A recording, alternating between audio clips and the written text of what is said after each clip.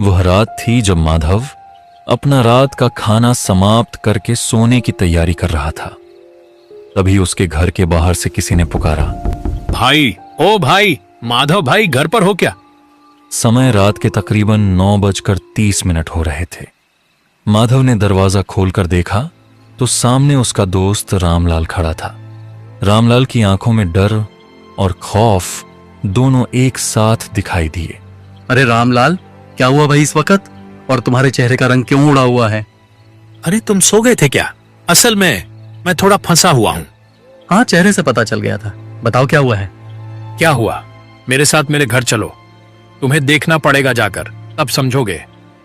बिना कोई सवाल जवाब किए क्या हुआ था यह देखने के लिए माधव रामलाल के साथ चल पड़ा। जब वे रामलाल के घर के पास पहुंचे तो एक ऐसा नजारा था जिसे देखकर माधव थम गया। घर के दरवाजे के पास एक बूढ़ा आदमी जमीन पर पड़ा हुआ था। देखने से लग रहा था मानो वह मर चुका हो। अरे ये कौन है? क्या ये आदमी मर गया है क्या? हाँ, यही तो है वो जिसके लिए इतनी रात को मैं तुम्हें अपने घर लाया हूँ। मतलब ये सच में मर गया है। अरे ये बूढ़ा आदमी कुछ देर पहले ही मरा है मेरे सामने। क्या मतलब ये सब अचानक? अरे कैसे यार, कुछ समझ नहीं आ रहा। ठीक से बताओ ना। सुनो फिर, मैं तो रात का खाना खा रहा था। अचानक एक आवाज सुनकर मैं बाहर निकल आया। उसने कहा, घर पे कोई है क्या? थोड़ा पानी मिलेगा? मैंने पूछा, कौन हो आप इतनी रात को यहाँ? पर उसने बस पानी मांगा। मैं पानी लेकर आया और देखा कि वह जमीन पर पड़ा हुआ था। सामने जाकर देखा तो अरे ये तो मर चुका था, सांस नहीं आ रही थी। रामलाल की आवाज डर से कांप रही थी। अब मैं क्या करूं? तुम ही बताओ, ये आदमी कौन है, कहां से आया है? मुझे कुछ भी नहीं पता भाई। अब इस लाश का मैं क्या करूं? भाई मुझे छोड़ो, इन सब चीजों में मुझे मत घसीटो, छोड़ो यार। अरे भाई, मुझे ऐसे छोड़ो मत, कुछ तो बताओ। मैं तुम्हारे पास इसलिए आया था यार, इतनी रात को इस लाश का कुछ तो करना पड़ेगा ना। किसी ने देख लिया तो अरे कोई कांड हो जाएगा, मैं फंस जाऊंगा यहाँ पे। माधव ने कुछ देर सोचा। रुको, सोचने दो। एक काम कर सकते हैं हम। हमारे गांव में जो पुराना श्मशान है ना, जहाँ कोई नहीं जाता, वहां इसे ले जाकर जला डालते हैं। क्यों? अरे पागल हो गए हो यार तुम, इतनी रात को वहां पे? अबे छोड़ो, सब बेकार बातें हैं वो सब। अब यही रास्ता है। नहीं नहीं, वहां नहीं जाना है मुझे। अरे वो जगह बहुत ही खतरनाक है, जिंदा भी तो रहना है ना हम दोनों को। ओ भाई, तूने प्लान पूछा, मैंने बताया। अब क्या करेंगे यह तेरे ऊपर है भाई। तू जो चाहे कर, मुझे जाने दो। रात हो रही है, सुबह उठना भी है।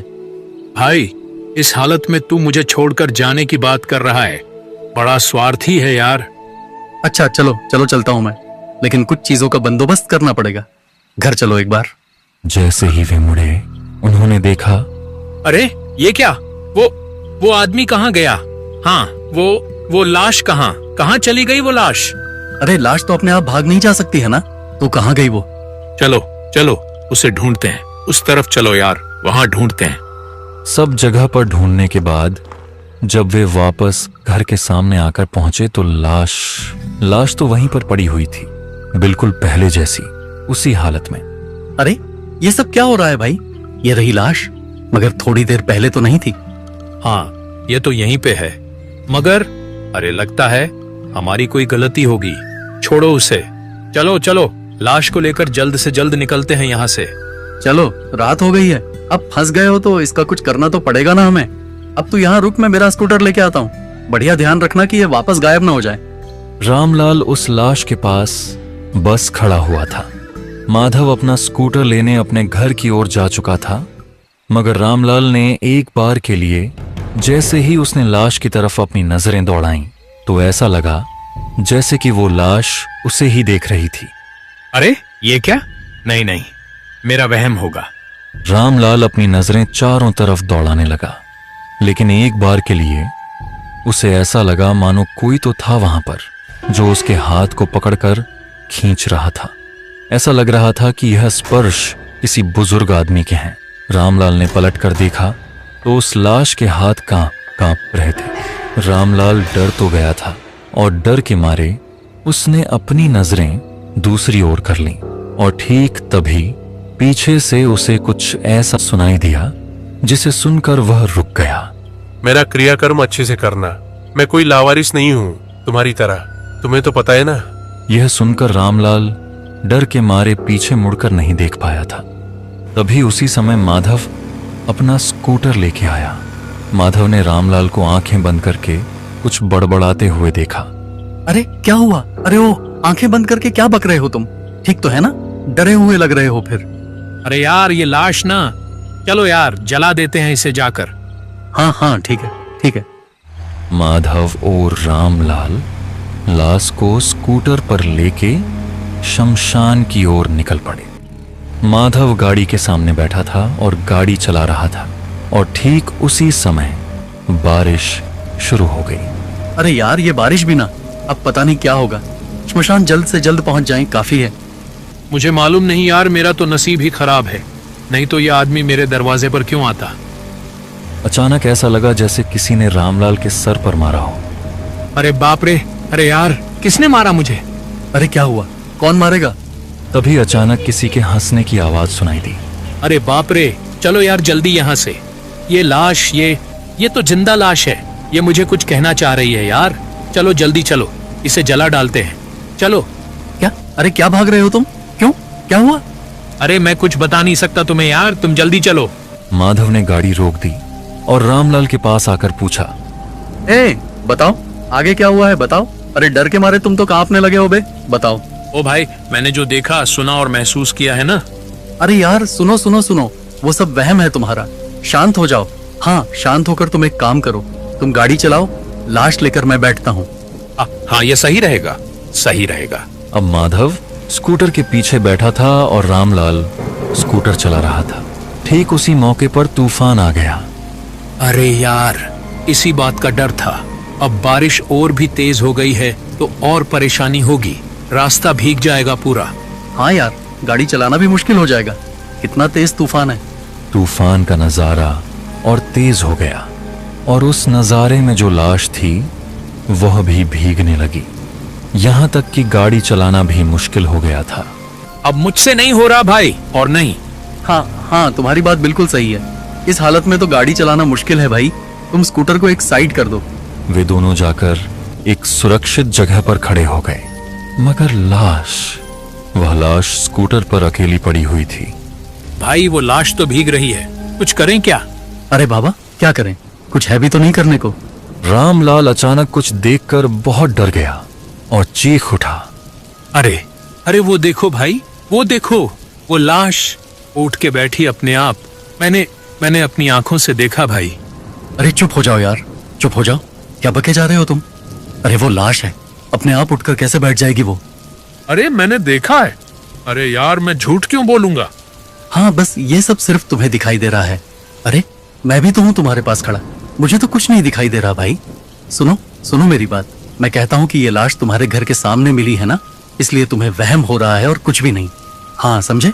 अब सुनो, एक बार ये बारिश बस रुक जाए तब श्मशान जाकर इस लाश को जला देंगे, बस सब खत्म।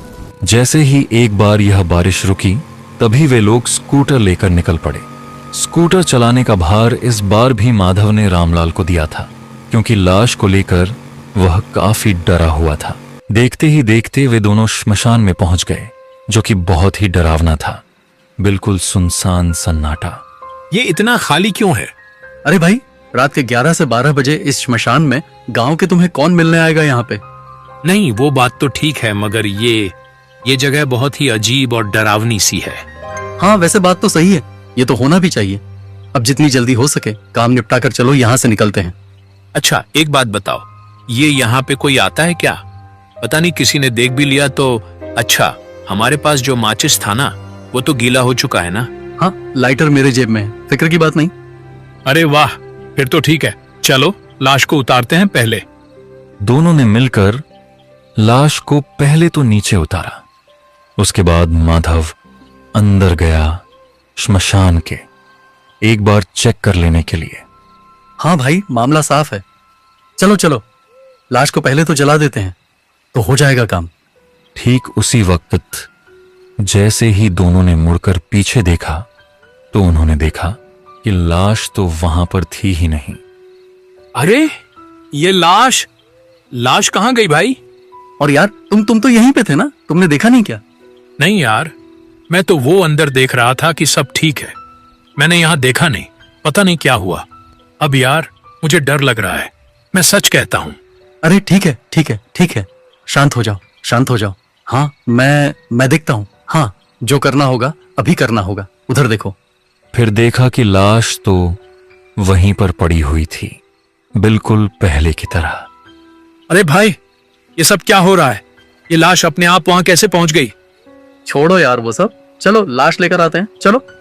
और वे लोग धीरे धीरे लाश की तरफ जा रहे थे ताकि उसे उठाकर यहां ला सकें और जला सकें। और जैसे ही उन्होंने लाश को उठाने की कोशिश की, वे दोनों डर के मारे वहीं पर रुक गए, क्योंकि वह अपने आप उठकर बैठ चुकी थी। उसकी आंखें मानो बंद थीं और वे दोनों डर के मारे वहीं पर सहम गए थे। ये क्या हो रहा है भाई? ये कोई वहम नहीं हो सकता मेरे भाई, ये कुछ और है। लो हनुमान जी का नाम लो भाई। जय हनुमान ज्ञान गुण सागर, जय कपीस तिहु लोक उजागर। रामलाल और माधव आंखें बंद करके हनुमान चालीसा पढ़ने लगे। और जब माधव ने आंखें खोली, अरे वो लाश वो पहले जैसी हो गई थी बिल्कुल। चलो यार जल्दी चलो, लाश को ले जाकर जला देते हैं यार, जल्दी चलो। उन्होंने जल्द से जल्द लाश को उठाया और श्मशान के अंदर ले जाने लगे। उन्हें ऐसा लग रहा था कि कोई तो था जो उन्हें देख रहा था। रामलाल ने पीछे मुड़कर देखने की कोशिश की, मगर रुको, पीछे मुड़कर मत देखना बिल्कुल भी। हाँ वो सब आत्माएं हैं जिनकी वजह से आज ये श्मशान इतना सन्नाटा छाया हुआ है। चलो वहां जाकर बैठते हैं, चलो। चारों तरफ से हंसने की आवाजें आ रही थीं। कोई हंस रहा था उनके चारों तरफ, और वो लाश, उसकी हंसी की आवाज उन्हें सुनाई दे रही थी, मानो वह अभी तक जिंदा हो। माधव को खरोत पर पूरा भरोसा था। उसने लाश के ऊपर तेल डाला और लाइटर निकालकर ऑन करने जा रहा था कि तभी वो लाश, वो जिंदा हो चुकी थी, फिर से उठकर बैठी थी। वो उन दोनों की तरफ देखकर, गुस्से भरी आंखों से देखकर वो बोली, इस श्मशान में मुझे लाकर बहुत बड़ी गलती कर दी है, और मेरी मौत के लिए भी जिम्मेदार तुम लोग ही हो। एक मिनट। ए बाबा, हमने आपको कहां मारा? आप तो खुद आए थे मेरे दोस्त के दरवाजे पे मरने के लिए, और अब हमें ब्लेम कर रही है। मैं नहीं आया था क्या? और नहीं तो क्या?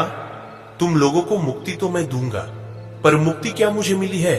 पता लड़के, क्या नाम है तेरा? तूने क्या किया है मेरे साथ? तुझे तो अच्छे से पता है। मेरी इज्जत लूट के, मुझे मार के भी तुझे चैन नहीं मिला। तू राक्षस है, राक्षस। अरे मैं एक परिवार का मुखिया हूं, अब उनका क्या होगा?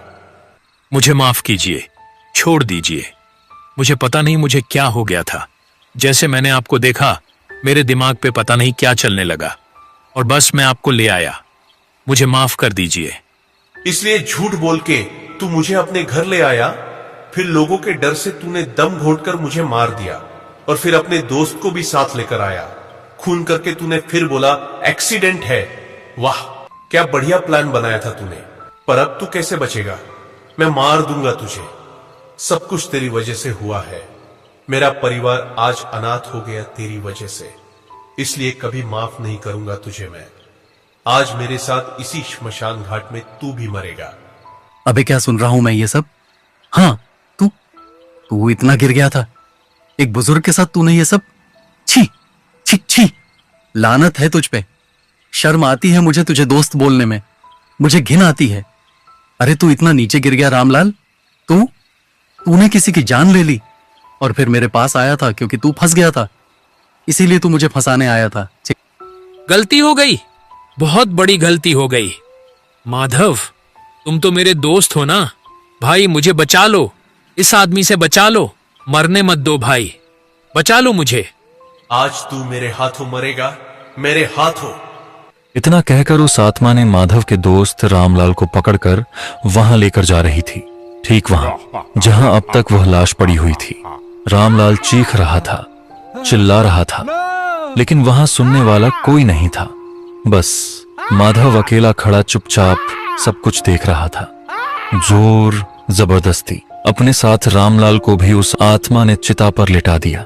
और तब माधव की तरफ देखकर वह आत्मा कुछ बोली, अब तू मेरी इस चिता पे आग देगा ताकि मेरे साथ साथ यह पापी भी भस्म हो जाए। क्या? मैं क्यों? नहीं नहीं, मुझे छोड़ दीजिए। मुझे ये सब नहीं करना। मुझे किसी की हत्या नहीं करनी। मुझे नहीं नहीं, छोड़ दीजिए। पर तू तो मुझे मुक्ति देना चाहता है ना? अगर मेरा क्रियाकर्म नहीं हुआ तो मुक्ति कैसे मिलेगी मुझे? और साथ ही तेरे इस दोस्त को भी मैं छोड़ नहीं सकती। इसे छोड़ दिया तो मेरी मुक्ति कैसे होगी? मेरे परिवार को जिसने अनाथ किया, मेरा खून किया, इसका मरना तो तय है। समय बर्बाद किए बिना जला दे हमें, नहीं तो मुझे मुक्ति नहीं मिलेगी। जला दे, जला दे, भस्म कर दे। इतना बोलकर उस आत्मा ने रामलाल के शरीर को छोड़ दिया और उस आत्मा का शरीर ठीक रामलाल के बाजू में गिरा हुआ था। माधव क्या करता? अब आपके साथ मेरा मुकाबला कैसे हो सकता है? मैं तो ये सब सोच भी नहीं सकता कि मैं आपसे लड़ूं, और मैं लड़ना चाहता भी नहीं, क्योंकि आप एक अच्छे इंसान थे। और मेरे दोस्त ने जो किया वाकई गलत था। उसको सजा मिलनी तो चाहिए जरूर। मेरे यार रामलाल, तूने जो किया था, तेरा तो ऐसा ही कुछ हाल होना था ना। अब बस शांत हो जा मेरे यार। इसके बाद जो नजारा शुरू हुआ वह नजारा वाकई खौफनाक था। एक तरफ उसका दोस्त जो अपने पाप की अग्नि में जल रहा था, उसकी चीख माधव के कानों को, उसके दिल को छू रही थी। और दूसरी तरफ वह आत्मा, उसकी हंसी पूरे श्मशान को एक अलग ही मंजर दे रही थी। माधव यह सब सुन के मन ही मन सोच रहा था कि भगवान, हाँ, हो सकता है कि मेरा दोस्त दोषी था, पापी था, बहुत बड़ा पाप किया था उसने, मगर आपसे एक ही विनती है कि मेरे दोस्त की आत्मा को मुक्ति देना, उसे सुधरने का एक मौका देना। जय श्री राम, जय हनुमान।